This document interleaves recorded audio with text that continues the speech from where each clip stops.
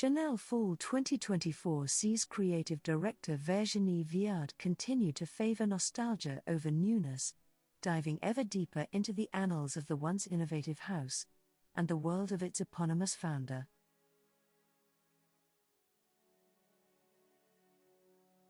This season, the designer took as inspiration Claude Lelouch's 1966 film A Man and a Woman. A Man and a Woman, an old story of bourgeois heteronormativity that is fittingly toothless and banal, as anything more provocative probably would have made the apparent intended audience of this collection clutch at their pearls. The show opened with an Inez and Vinod directed short film that functioned as both an homage to Lelouch's original, an introduction to the collection's theme, and, presumably, an upcoming campaign.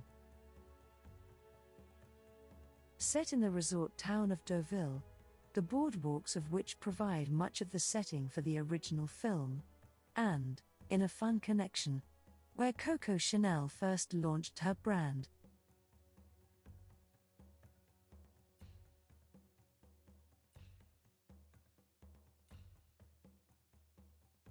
The short starred Penelope Cruz, who arrived at the runway alongside Lelouch himself, and Brad Pitt, two Hollywood titans who are both long-standing Chanel ambassadors. That thread of cinematic, seaside nostalgia ran quietly throughout the collection.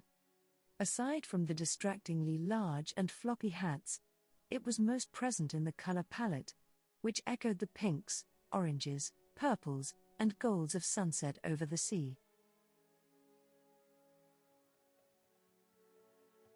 But for the most part, the references to bygone eras of Chanel history and French dressing feel far too literal.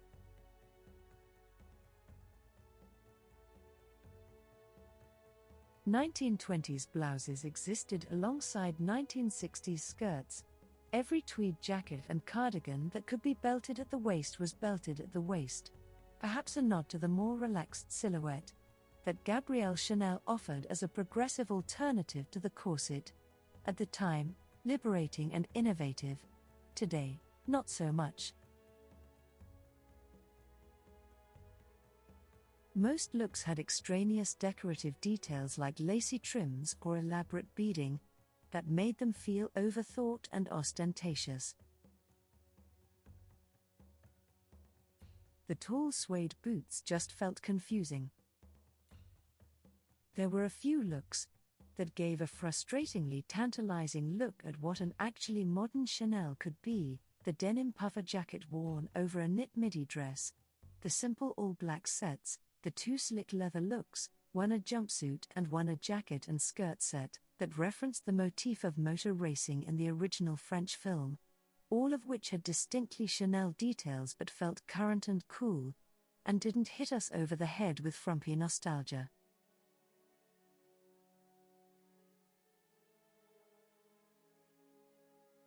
But these were few and far between. At this point with Virginie Viard's Chanel, it seems that freshness will always be the exception, not the rule. An homage to Deauville, a place which inspired Gabrielle Chanel the invention of an allure. The long, romantic silhouettes imagined by Virginie Viard take their vibrant or pastel shades from the ever-changing colors of the Deauville sky. The collection is thoroughly cohesive, and there is of course some beautiful craftsmanship on display within each look.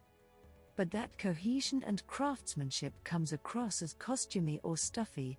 Though it's a richly realized world, it is one that should be left on the silver screens of the last century. As skillfully crafted as a piece may be, it still feels lackluster if it doesn't put that skill to work in serving a relevant perspective. The best looks in the collection were those where Viard edited herself the most, distilling things down to a core vision and letting the structure and silhouette of the garment speak for itself, rather than asphyxiating it in overwrought craft details and bygone brand signifiers. Chanel has a rich history to draw on, and these looks prove that it can be done in a way that doesn't age the wearer. It would be great if we could see more of that moving forward, but the repetitiveness of these collections doesn't give us that much hope.